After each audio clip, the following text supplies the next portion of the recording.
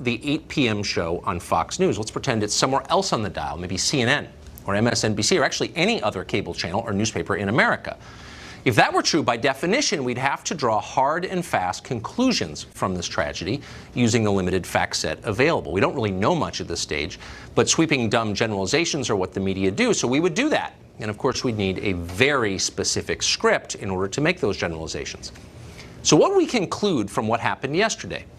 Well, first off, the shooter was a woman. She was female. So clearly, America has a problem with toxic femininity. And we need to address that crisis right away, starting with more university panel shaming an entire gender. Somebody alert the HR department to this. And then there's the gun. We'd focus relentlessly on the gun because nothing is more pivotal in a shooting than the weapon that was used. It's always the gun's fault, always. The shooter in this case used a Smith & Wesson 9mm handgun. Those guns need to be banned tomorrow, along with all other assault pistols. And if you disagree with that, you're evil. Next, the shooter was a vegan and a supporter of PETA. Therefore, PETA is now a terrorist organization. Anyone who supports PETA, even those supporters who disapprove of mass shootings, is a monster and has blood on his hands. Let's hope that CNN hosts a town hall meeting where YouTube employees can scream at PETA spokesmen. They deserve to be screamed at. They caused the shooting. But wait, media outlets aren't reaching any of those conclusions. Why not? Well, because there's no obvious way to use this shooting to advance the objectives of the Democratic Party. So the media will stop talking about it soon. That's how corrupt they are. They're also incredibly stupid, especially on the subject of firearms. The people yelling at you about guns on television aren't sure what end the bullet comes out of. They're kids, they're children, with all the ignorance and moral certainty of fifth graders. We could show you a million examples of that because they're everywhere. But here's the most amusing one we've seen recently. It happened yesterday. This is MSNBC's resident genius, Nicole Wallace, mistaking the opening of a soda can for gunfire. Watch. Steve Schmidt, I always go back to the horror of 9/11 and the complete reliance. You know, we are in our tribes, we're in our corners most of our lives. I think we just heard some gunshots. Should we listen to that for a second, control room? Is that not gunshots? Okay. Not gunshots? No, Nicole, not gunshots. Pretty funny. But be certain to listen very carefully as she lectures you about the Second Amendment, because she knows a lot about it. Pete Hegseth is Fox & Friends weekend host. He's a former member of the U.S. military, a decorated one, and he joins us tonight. So, Pete, it's a pretty simple question. We kind of know the script. We know the way these things unfold, how they're analyzed in the press. We draw sweeping conclusions from a pretty limited set of facts. You're not hearing that tonight. You're not hearing the other channels say toxic femininity is a threat to America. Why is that? Well, of course you're not. Wrong bad guy, Tucker. Wrong bad guy. Female of Iranian descent. She's a fitness buff. She's a vegan. She's a PETA member. Not an NRA member. Not a Trump supporter. Not a member of the NRA. And as a result, doesn't fit the very convenient narrative. And as a result, it's silence, Tucker. I mean, it is NBC, CBS, negligent coverage. ABC, glancing blow. NBC said she's apparently an animal rights activist. They're moving away from this as quickly as they can with almost, imagine if it was an NRA member that did this. Is he apparently an NRA member or is he actually an NRA member? In this case, apparently an animal rights activist. But no judgment or blood on the hands of a PETA member, always blood on the hands of an NRA member, because it would be absurd to me to define an entire population as violent because they believe in animal rights, just like it's absurd to believe an entire population of Second Amendment supporters believes in violence because they support our rights. So I'm a little confused here. So what you're suggesting, and my producer just said in my ear, he's watching the other channels, none of them are covering this right now, that the coverage of gun crimes really isn't an effort to reduce the number of gun crimes. It's an effort to make a series of partisan points? Is that what you're saying? It's an effort to impugn the Second Amendment and those who support it, Tucker. I mean, ultimately, it all depends on the labels that apply. You know this, identity politics are one-sided. If you, a white Christian male who voted for Donald Trump and believe in the Second Amendment, who owns an AR-15, then you must have a proclivity to violence. But you are a female of any other shade who owns a handgun and supports animals, and you commit violence. Nothing to see here here, turn the channel, Good Morning America, as they did this morning, will not even cover this deal, this shooting, and won't draw a larger narrative as a result. Again, apparently an animal rights activist.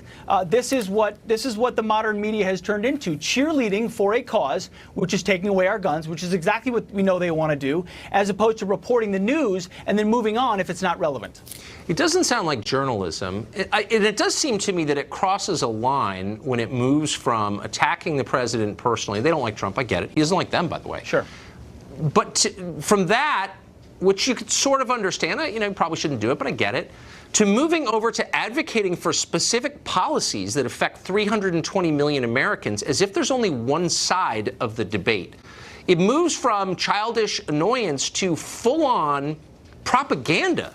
Of course, doesn't it? I've heard journalists on other networks say it is our obligation to continue to talk about the Parkland shooting because we owe it to the American people to keep the conversation alive. If we don't talk about it, the conversation doesn't continue and policies don't change in Washington, D.C. If that doesn't sound like activism, I don't know what is. I mean, it's your job to report the news that is relevant, and a mass shooting is, of course, relevant. You cover it, and then you move on as necessary. But they're deciding what to cover and dwell on to try to change That's policy. right. But what's so striking is, I mean, if you were going to pick a topic that the media would lobby on, maybe camera angles or lighting, they sort of make up. I mean, they're experts on that stuff. But is there any group in America that knows less about firearms? Nicole Wallace mistook a soda opening for gunshots. I opened my my Diet Mountain Dew, which I happen to like, and no one around here jumped and thought it was an AR-15, let alone a 9mm. I mean, I need Diet Mountain Dew because I'm up at 6 in the morning like you used to be. It keeps us awake, but I've never mistaken, nor anyone I know would mistake that as gunfire. They know nothing, Tucker. How many members of this media are members of the NRA? How many of them have ever fired an AR-15, let alone an M4, which I carried, let alone a 249 squad automatic weapon? They don't know a squad automatic weapon from a BB gun. Yet they're going to tell me what I can or cannot carry. Of course it's political activism to help their Democratic buddies. They're in the tank. It's not convenient. They're not going to cover it. Who put all the dumb people on TV? I always ask myself that. Pete, it's great to see you. You're not one of them. And I appreciate your coming on tonight. Thank you. Well, several tech CEOs responded to the YouTube shooting by demanding that regular people be deprived of their right to carry firearms. That would include Twitter CEO Jack Dorsey. He tweeted this, quote, "We can't keep being reactive to this and thinking and praying it won't happen again at our schools, jobs, our community spots. It is beyond time to evolve our policies." He didn't specify which ones, but you know what he was talking about. He cares much more than you do. Dorsey then endorsed demands issued by the March for Our Lives. Those would include, again, not specific, banning high-capacity magazines, confiscating all weapons designated as assault weapons. Now, what's interesting about all this is that in 2015, Twitter, the company he runs, spent more than $68,000 providing, yes, personal security to Jack Dorsey. Were those guards unarmed? Right. No, they weren't. Joel Payne is former director of African American advertising for Hillary Clinton's 2016 campaign. He joins us tonight. Great to see you, Joel. I appreciate your coming on. So it's hard to read this as anything else but an effort by the people in charge to bring more power to themselves, which is what people in charge do kind of instinctively. We get the guns, you don't, shut up and obey. Why is that not what's happening right now? Tucker, I don't really think that's the right way to look at this issue, and I really enjoyed listening to your conversation with your colleague a little bit earlier. I'm interested to hear that you guys think that it's funny that someone on TV in this environment thought that a soda can opening was a gunshot. You thought that was funny. I think it's idiotic. Just to clarify, I want to say that I think it's people hear idiotic. Gunshots all the time, and they don't think it's funny. But that studio didn't have gunshots. It had a soda opening. Sure. And my point is that if you're going to advocate for positions, you have a moral obligation to learn something about the topic. And most people who are doing that haven't bothered to learn.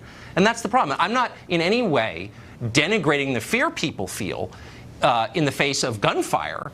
I'm making fun of people mistaking a Mountain Dew can for gunfire. But the point is, Ordinary people are afraid. You're absolutely right. I think we agree on that. So why would the people in charge who are protected by armed security demand that no one else be allowed to protect himself, if you see what I mean? Well, I have some frustration towards what I heard from the Twitter CEO today, but for a different reason. I don't like this this trend that we have of waiting for gun violence to come to your backyard before you get woke about it. I mean, just because it happened at a tech company yesterday, is you got this letter with all these tech CEOs who decided to sign on. Listen, I was touched recently by gun violence. I had a very close friend that was impacted by what happened at the Veterans Home in California. But guess what? I felt strongly about gun violence and about all of the concerns around that. Before that, it didn't take that issue to pique my interest. By the way, I think it's very interesting, Tucker. A lot of the people who watch this show and a lot of people who watch this network feel the same way I do. If you look at the polling, well, I feel the same way you do. High-capacity magazines, on bump stocks, etc. Yeah, I was just going to say. Yeah. No, but hold on. Let's be honest. And one of the sort of pieces of political rhetoric that drives me the craziest is the idea that only a select few care about gun violence. I think most normal people are horrified by shootings. I know I am. So the question is not, do you feel deeply about it? Are you upset? Of course you're upset. The question is, what's the most effective response? What's the wise thing to do? That's where the debate is. It's not over who cares and who doesn't. Everybody cares. I mean, come on now. So yeah, I would turn that question back to you and say, what should we do?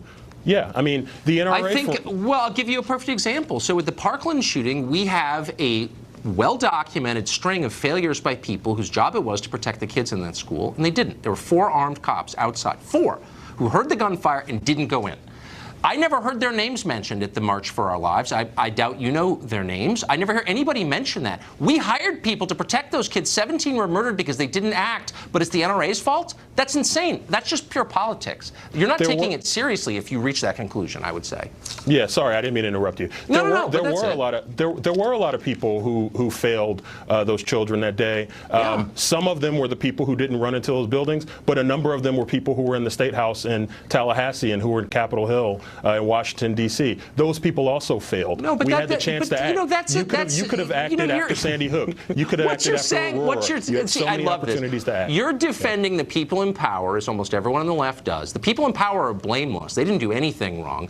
It's you out there who've committed no crime whatsoever. The guns in my closet, if I had them, would be no threat to anybody. But I have to disarm. But the cops whose job it was to protect the kids, they're cool. We can't blame them. It's some legislator. I didn't say that. I actually agreed with you. I said they share some blame. I said that the blame didn't end with them, though. It also extended to the people who were in Tallahassee at their State House and in Capitol Hill and at State Houses all across the country who failed to act. Yeah. So what should they have done?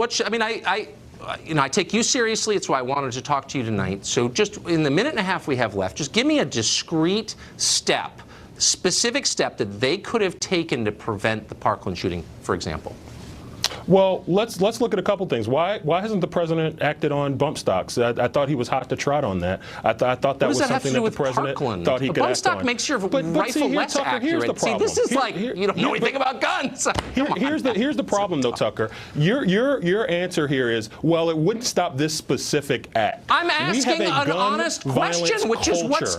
No, we have a gun violence culture. Okay, so you're blaming the State House in Tallahassee for our culture? Actually, I am, because we have a laissez-faire culture to gun violence. Okay, and we have a culture that has accepted that gun violence is something we can't do anything about when we know we can. I feel it is something we can do something about. And when armed guards neglect their duty to protect children, I think we should hold them accountable. You instead shifted the blame from the people who actually had power to people whose other positions you don't like in the State House, Republicans. And I asked then, trying to be rational, what should they have done? And you said Trump should ban bump stocks, which had no role in the Parkland shooting. I was going to say a little bit more. The president can act on this. By the way, the NRA, they could be partners here, right? The NRA is running scared. The reason why you see them turning John Paul Stevens and a bunch of 17-year-olds into boogeymen is because they know public sentiment is at an all-time low for what they fight for, which is the right for gun manufacturers to make money. But you're arguing rhetoric and bumper stickers. I want actual solutions because, like you, I care. I wanted to know what the new law is that would have prevented Parkland. There are a lot of shootings, a lot of different causes.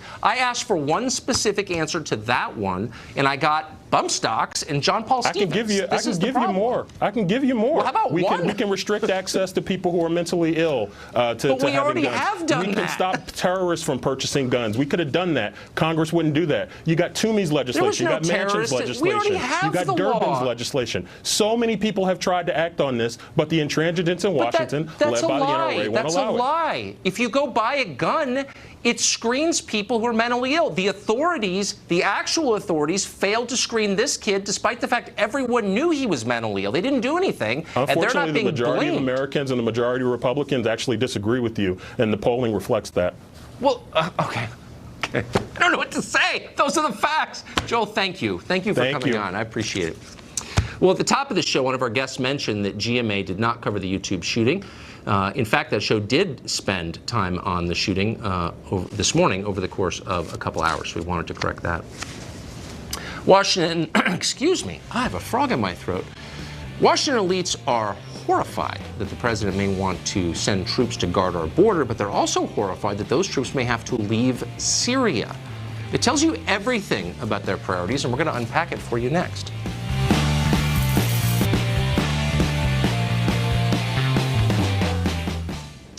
Every once in a while, one of those stories comes along where the red light goes off and you suddenly understand what's going on just beneath the surface. It all makes sense. That happened today. So the administration recently suggested it wants to pull American troops out of Syria now that ISIS has been crushed and the official mission has been achieved. How did Washington react to this? The idea that our troops might come home? Totally outraged.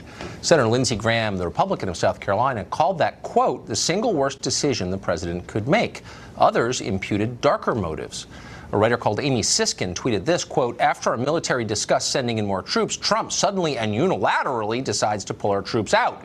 Who does this help? Hint, Putin. Unilaterally. Hilarious. He's the president. Well, CNN and the Washington Post, of course, made the same claim. If you don't support yet another foreign war with no clear objective or end date, you're in league with our enemies. You're unpatriotic. They tell us that American troops absolutely have to be fighting in Syria. Okay, you've heard that for years. But at the same time, they tell us that American troops absolutely should not be protecting America's own borders. The Trump administration has signed an executive order deploying the National Guard to the Mexican border, part of an effort to halt illegal immigration. The people in charge, all of them, hate this idea. It's illegal, they say. The Congressional Hispanic Caucus issued a statement today saying that's wasteful. Of course, that's not their real concern, obviously. According to one NBC analyst, it, quote, carries the noxious whiff of military rule. Huh. So at the very least, these two stories, juxtaposed to each other, butted back to back, are clarifying. In the eyes of the geniuses in charge, our military does not exist for national defense. You thought otherwise. They don't think that. Our military, they believe, exists only for the defense of other countries. In recent years, we have spent hundreds of millions of dollars helping Jordan, Egypt, Israel, Libya, other countries protect their borders. That's great, says the panel on Morning Joe. But defending our own borders is a crime against humanity. Your son is welcome to die in Syria, as one American soldier already has. That's patriotic. But defending America, totally and completely immoral. Who put these people in charge exactly? You know exactly what they think of the country, not much. David DeFurry is a former State Department official. He joins us now. David, these two stories really tell you everything. You have people, bipartisan, it's not just Democrats at all, saying we have a moral obligation to keep the borders of Syria intact. We don't want unauthorized people coming into Syria, the Kurds, the Persians. We got to keep them out. But to use our military to protect our borders, that's the whiff of military rule. It's immoral. How does that work? Well, that's not why we have U.S. soldiers in Syria. It's not to protect the borders. It's primarily to fight terrorism. In fact, to fight ISIS. I was just in Iraq 3 weeks ago again. When I was there, what I saw is that ISIS is almost defeated. It's lost its territory in Iraq. It's lost its territory in Syria. But remember, it was created out of Syria, so it's a precarious situation. Moreover, the fundamental reasons why ISIS came into being are not gone yet. There are still divisions in Iraq, divisions in Syria, problems with the government that created ISIS, and therefore we need to be there to finish the job with ISIS. But more importantly, but actually, did the U.S. government and our 2,000 troops or the Assad government do more to fight ISIS? Oh, wait, let me answer that question. And I know that Nikki Haley is telling us it's a living hell and Assad is Satan, but actually, bad guy. did a lot to fight ISIS. I mean, let's be honest about that. He's done very little to fight ISIS, Tucker. Okay, in fact, many think that he's also partly responsible for letting ISIS be there because it's a convenient foe to have who are the ones who in think Syria. But let's go back to Trump. Let's go back to Trump's policy on Syria because it started quite well. In February 2017, he did airstrikes on Assad because Assad used chemical weapons. It looked like he was going to actually diverge from. That's never been proved. I think that's absolutely yet more propaganda. Been proven. No, it absolutely has not been proved. We had no one on the ground to verify that as of the moment that we sent airstrikes into Syria in retaliation. We didn't. There's no American verified that. I don't know that we know that that's true. It's like one of these things that all smart people, oh, it's true. Are you unpatriotic? Are you for Putin? No, I don't believe that's true, actually. Tucker, all of the reporting from the ground suggests it's true. There was no reporting, and including from the ground. doctors who examined the victims of Assad said it's true. American doctors. President Trump and the Republican administration believed it was true. That's why they did airstrikes. I couldn't agree more. And I was skeptical when that happened because my job is not to ratify every decision Trump makes, but to explain what I think is right for our country. So why is it we sent 2,000 troops into Syria in the middle of a conflict we don't even understand, but it's immoral to send them to keep the invasion on our southern border from continuing into our country? How does that work?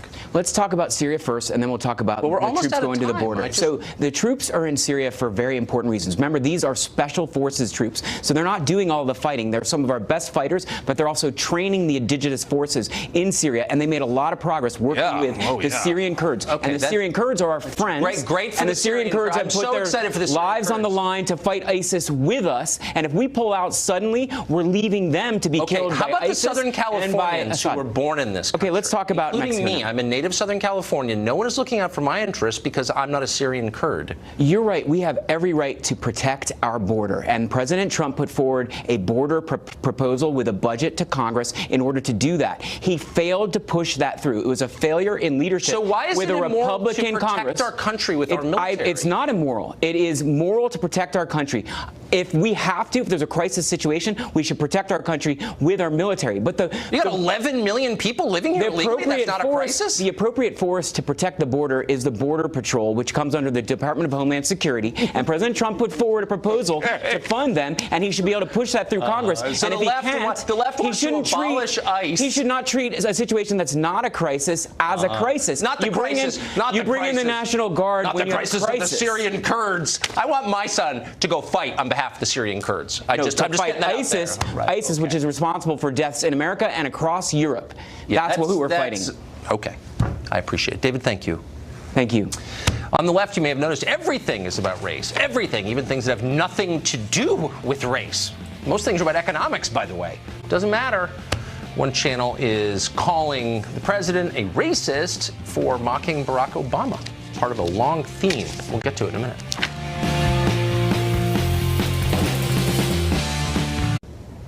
Well, a lot of people hate the president, so of course everything he does must be motivated by racial animus because racism is bad, so of course Trump would be a bad racist. Yesterday on CNN, former White House Communications Director Jen Psaki said that President Trump's Cheatin' Obama nickname was not just weird, it was racist. Given Trump's history, you can also guess that there might be racial undertones there. He was the founder of the birther movement. Perhaps I'm going to a very evil place with that, but I think history tells us that's a possibility. I don't know, evil, just like weird and confusing. Okay, maybe it's racist. How? Never explained. Meanwhile, over at CNN, commentator Tara Setmayer said it's okay to call black Republicans racial slurs. Watch. It takes somebody with very thick skin to go out there and be black and say, I'm a Republican, I'm a conservative, because what's going to happen is they're going to come on your network. I've lived it for 25 what's going to happen is that if they're going to come on your network and they're going to be called everything but a child of God, they're going to be called an Uncle Tom and everything like that. What are you and so first about? things first, are you going to sit there and act like that's not true? I well, guess, if you act like it and someone calls you out on it, then we can't do anything about that. Maybe the messenger. So it's okay to actually call someone a particular name as long as you feel like they're acting like that. Is that what you're saying? Poor Don Lemon. Nice guy. Show's really unbelievable. Christopher Harris was on it the other night. He's the man you saw sitting there. He's executive director of Unhyphenated America, and he joins us tonight. So I watched that clip, and first I felt so bad for you, but I also thought it was kind of an amazing moment where you basically had someone defending the use of racial slurs because they're politically expedient. Well, what happened, Tucker, was that the left showed who they really are. I mean, of course, Tara calls herself a conservative and a Republican, but yeah, I mean, well, we'll let her say what she wants to say. But at the end of the day, what the left does is they try to put everybody in a box. Yeah. And we, with Unhyphenated America, what we believe is that America's best when it's unhyphenated. That if you believe in, if you embrace, if you understand that and embrace the principles of life, liberty, and the pursuit of happiness, then you're an American, and there's no need for any prefix or suffix. You're just an American. And so trying to put everybody into a particular box, saying that you must think a particular way because of your paint job, as one of my buddies says, the melanin content in your skin, is one of the problems that the left has. And what they're doing is they're focusing on identity politics, and they try to say, well, Donald Trump obviously must be a racist because, well, look at the lack of diversity, without kind of doing some critical analysis and saying, well, how many black people actually applied for a White House internship? And even then, when you look at what happened with Ms. Setmeyer, is that she just vilified any black person who doesn't toe the line. Well, exactly. So what happens, I mean, and one of the reasons for the hysteria, I think, is Trump actually got a higher percentage of the black vote than the Republican who ran before him, Mitt Romney. Not a ton, but more, so that freaked him out. But what happens to the country long term if you encourage everyone in it, of all colors, to think of themselves first as members of a racial or ethnic group? Like, what happens over time? Balkanization. Yeah. You know, the term, a lot of people are not familiar with it, but the Balkan region, what you have is a lot of different tribes, different groups of people who are all constantly warring against each other.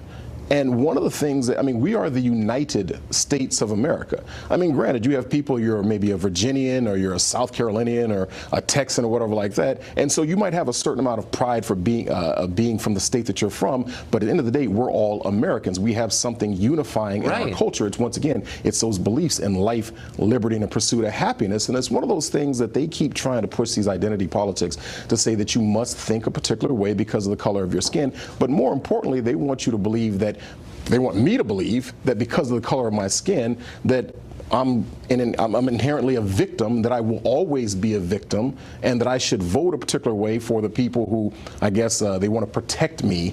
But you know, we can look at the black community overall, and here's the reality. What has gotten better in the past 50 years, as long as blacks have been voting 70+% for the Democratic Party?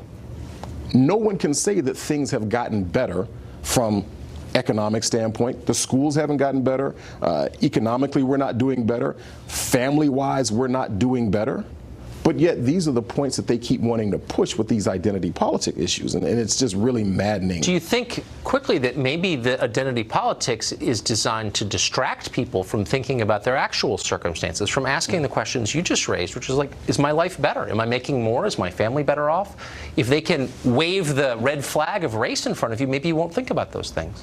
Well, you know, Don, the reality is, I mean, I attend McLean Bible Church, which is a huge church. It's an ethnically diverse church. I mean, I always say that the culture is Christian, but it's an ethnically diverse church. We have over 100 different ethnicities represented at our church. And when you have people interacting one-on-one, you know, there's no real issues of racism. Exactly. And church is the best possible example of that. Thank you very much. That was great. Thank you for having me. Google is expanding research efforts in China that could eventually help the Chinese military overcome the American military, and that's terrifying the more you learn about it. The most recent installment of our Tech Tyranny series is coming up next. All this week, we're airing special reports on tech tyranny, looking at how big tech companies are gaining more and more power and endangering a lot of things that we think are important, like democracy and clear thinking. Here's another example. China's military is obsessed with artificial intelligence and is investing massive resources into developing an advantage over our military in artificial intelligence. Eric Schmidt chairs Alphabet, that's the parent company of Google. He's admitted that China will soon be the world's leader in AI, and they'll use it for military purposes. He's right, maybe. Now, Google is dramatically expanding its artificial intelligence research operations in China, which is bolstering an effort that could eventually imperil the security of this country. Paul Scher is the author of Army of Non-Autonomous Weapons and the Future of War, which looks like a horrifying book. Haven't read it yet, but I plan to. Paul joins us tonight. Thanks, Paul, for coming on. Thanks for having me. So give us the overview of this. Did I characterize it fairly, do you think? Look, it's not surprising that Google's looking to make research investments in China. China's got top-tier AI talent. Human capital is key here. And they've got access to a lot of data. China will have 20% of the world's data by 2020. And data is the fuel that powers machine learning. And so to a company like Google, they want access to all that data. So they've said, yeah, they've made very clear that they're standing up more research in China. And that is concerning for the United States. Well, so I guess what I'm confused by is, so Google describes itself as a multinational company, really a kind of corporation of the world. But it was incubated here. And everything about Google fundamentally is American. It wouldn't have been possible to start Google in China. And yet Google doesn't seem to feel any obligation whatsoever to the U.S. government or to the American people. So how does that work exactly? Look, this is capitalism. I mean, these companies are responsible. Actually. Well, these companies are responsible to their shareholders. They're not accountable to the American people, and so they're going to do what's in their business interest. And if there's a business interest to move overseas, to stand up a research center, to offshore jobs, they're going to do that. So American taxpayers subsidize the education of the people who founded Google and who work there, and we create the regulatory and legal framework possible for it to start. Again, no other company like this has started in Europe, for example, certainly not in Asia. So we make it possible, and then they turn around and undermine the national security of the country. I know that people describe that as market capitalism, but that seems immoral to me. Look, at the end of the day, we're in a technology race, and it's not just China, it's other countries as well. Vladimir Putin has said whoever controls AI will lead the world. France just released a new plan on artificial intelligence. We're going to have to compete. We're going to have to make the U.S. an attractive place for people to come and invest and do AI research and found companies and grow them. And we're going to have to win this race by being faster than others. Well, here's another thing that confuses me, and since you've covered it, maybe you've got the answer. So companies like Google are big on importing talent, and they argue, and I understand why, and they argue that we just don't have enough engineers, for example, so we need to bring them in on H-1B visas. Is there any thought by the billionaires who run these companies, hey, maybe we should take some of our billions and invest in American education? This country isn't producing an adequate number of scientists. Maybe we could help with that. Or because they feel no obligation to the country, only to their shareholders, they don't feel that? I think some of these leaders do. You know, you see Eric Schmidt, the former chairman of Alphabet, Google's parent company, was part of the Defense Department's Innovation Advisory Board. He has been very active in talking to people at the Pentagon about how the United States can retain its leadership in artificial intelligence. So some of these leaders care. Really? Because Andrew Carnegie put a library in every town in America once he got rich here. I don't see any of these guys giving back really in any way to the country. They seem just to be taking from it. Call me left wing. I think a lot of them could do more, right? And more philanthropy from billionaires would be great. Yeah. Yeah, it would be great, and we should demand it because this country made their fortunes possible, I think. Paul, thank you for coming on. I appreciate it. Hillary Clinton says the NRA, Russia, sexism, a ton of other things, all are to blame for her defeat in 2016. After a while, you begin to think, why is she still talking like this? Is she okay? A sincere question next. It's been nearly 18 months. We've been keeping track, and Hillary Clinton's blame train is not even close to running out of fuel. It's getting concerning. Well, speaking on Tuesday night at The Wing, which is a women-only club in New York, which because it's women-only is not sexist, Clinton began blaming everybody to the NRA, to misogyny itself, for her defeat in the 2016 election. Here's part of it. Before the Comey letter, I was ahead. I got more votes than anybody in history except one term of President Obama. Every day that goes by, more evidence, more proof about fake news and the Russians and Cambridge Analytica and misogyny and sexism. I've taken on the NRA for years, and they spent more money against me than they've ever spent against anybody. And now we know the Russians paid for some of it, paid for actors or Russian agents, personnel, to dress up in those very attractive jail outfits this and go around in a mock jail while people could yell, lock her up. We know who's on MSNBC's website at midnight every night. It's not a political speech. That was more like group therapy. And honestly, the easy thing would be to make fun of Hillary Clinton. Ooh, she's so wrong. But it's past that. This is sad. Will anyone help her? She's crying out for. Where are her friends, her husband, the DNC? It's like watching someone you know fall apart. It's poignant and tragic, and someone ought to help. Tammy Bruce is a radio host, and she joins us tonight. Tammy, I'm only half joking. Whatever else this is not empowering for women. As the father of 3 daughters, I can say that conclusively. Right. And look, I mean, there is a point where you never think you'd say this, but you do begin to feel sorry for her. Yeah. And as a political person, look, a part of what her complaint was at that event was that Fox News is trying to, quote, impeach her. In other words, that there's coverage of her on this network. There's actually, interestingly, of course, the complaints have come from other Democrats across the networks, well, exactly. People who actually worked for her campaign. But she's in a unique opportunity here, in a unique position, where since she is getting coverage and she's clearly is searching for relevance, she could talk about policy.